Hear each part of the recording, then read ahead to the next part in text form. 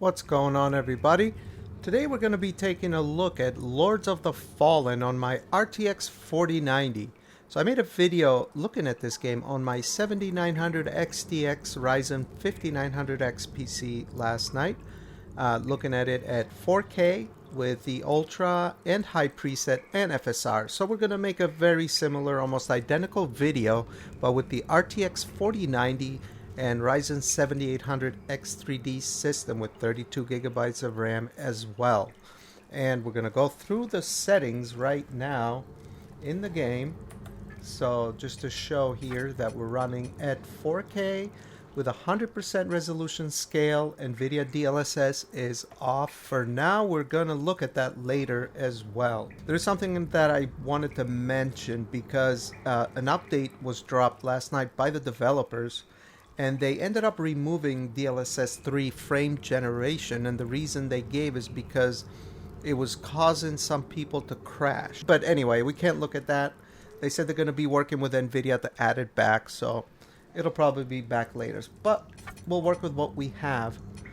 So everything's on Ultra, just like yesterday's video, except for film grain and chromatic aberration is off, okay? So we're going to check out the same area. The only thing that's different is I've picked a rogue type of class instead of the basic knight. So let's look and see what we're getting for frames. And okay, yeah, we're definitely getting quite a bit more frames than I was with the 7900 XTX. So I think I was getting around 49, maybe 50 frames per second here in the same exact spot. And just to be fair, I had the 7900 XTX overclocked. I've also overclocked the 4090 a little bit as well, just so that we can kind of push these cards to get as much performance out of them as we possibly can. So we're going to make our way through here now and go through this tutorial area and to the first boss. That's kind of the goal of this video. And right now we're running at 4K Ultra, so it looks like we're able to stay around 60. So yeah, the game is very demanding. Good thing is that there is no shader compilation stutters, which is an Unreal Engine plague for PC gaming. So that's good that the developers have fixed that. And just from what I'm seeing, it looks like the developers care about the game because they put out that update really fast, addressing quite a few issues actually, if you read the notes. So they did pretty well here. Now I do recall on yesterday's video, this area here, we had a drop to like in the 30s for a moment, and this same area was when I drop to the high preset from the ultra preset, and we actually saw a substantial FPS gain by going from ultra to high. So let's do the same here just to keep things consistent.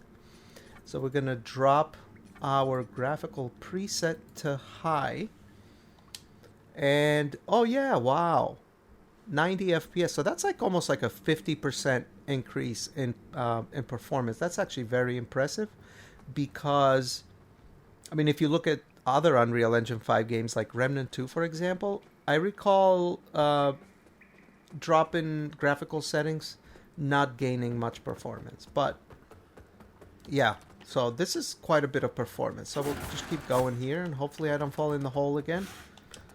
Nice, I made it. All right, let's continue forward. I don't need to read all these messages again.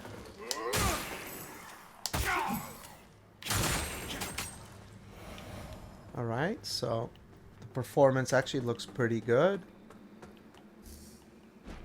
I recall this area becoming a bit more demanding. It's an open area, so yeah, we're dropping into the 80s.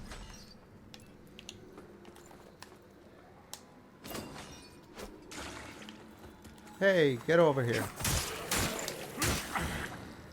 Alright, so we got him.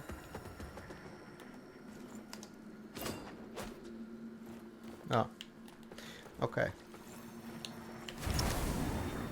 So we actually have to go and unlock this door.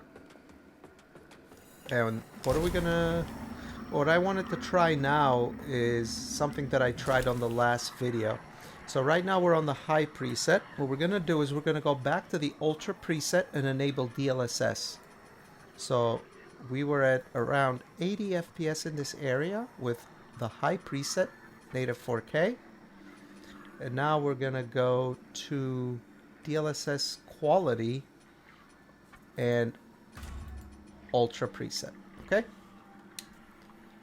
So now we're back in the 100s, and yeah, another thing I wanted to mention, which I did mention in my previous video, was that I do feel this game looks like it's a bit over sharpened, and just like it was with FSR, enabling DLSS seems to make the game look a little bit more sharp. I think it doesn't look bad, but it's just something that I'm not a huge fan of, is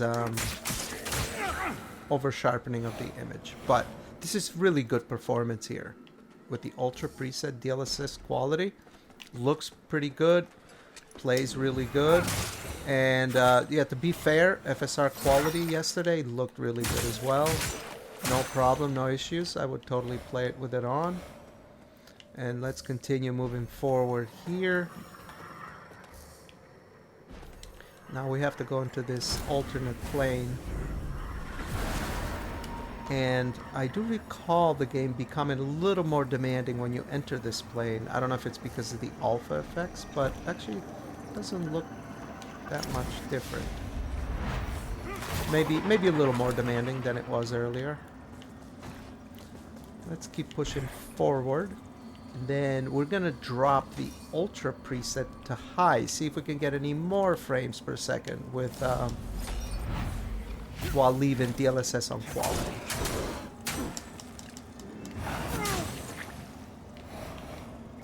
Okay, so what I wanted to try now is let's go and drop from the ultra preset to high and leave DLSS in quality. Okay, there we go. So now we're above 120 FPS. So I have maxed out my OLED TV's refresh rate, which is great. But I'm pretty sure we're going to go below it at some point as we make our way through this game and enter the bigger areas. Screw them, guys. Let's keep moving forward here. And now we go back to the land of the living, where it's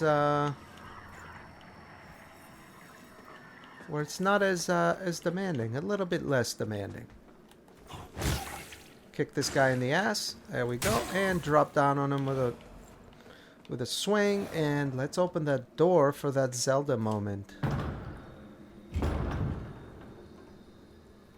Classic. There we go. But we're going to make our way to the boss now. We're doing very good on frame rate. Well above my display's refresh rate. For those of you that have 4K 144 Hz monitors and a 4090, you can probably... Oh boy. This guy hits pretty hard.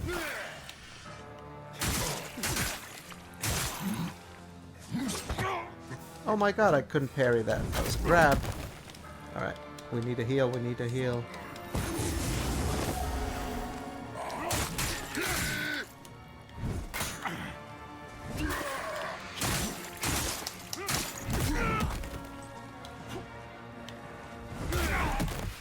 Ooh.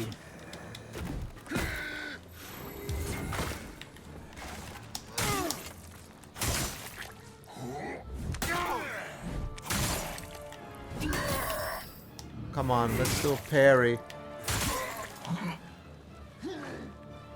I want to parry before I kill him. Oh. There we go. That's what I was looking for. Okay, so now the big boss is going to come and kill us to end the tutorial. So just to give out my thoughts and my conclusion here. Yeah, the 4090 is a beast, like it always is. It's pretty much, you'll get the most out of this game, most FPS out of this game with the 4090, more or less. But one thing that I like about this game, even though it's very demanding, is that you can actually lower the settings down and gain some performance. That is actually possible here. Whereas games like Remnant and some other Unreal Engine 5 games, from what I recall, lowering graphical settings doesn't really get you a lot of performance. You almost had to rely on upscaling almost entirely to get playable frame rate, which, if you guys remember, Remnant 2 was actually very demanding in the beginning. There is also another thing I want to show here, is that, let's see if we can skip this. I want to show something that I noticed on with global illumination and also reflections, is that if you read the description here, it says that settings of high and above use more accurate ray tracing methods to solve lighting but can reduce performance. So what I think that's in reference to is I think they're using hardware ray tracing for lumen if the settings is on high and ultra, and I think it's probably software if it's on medium and low. And to be honest, like, I haven't noticed a huge difference going from medium to high or medium to ultra, you know. So like right now we're on global illumination ultra, and this is global illumination low.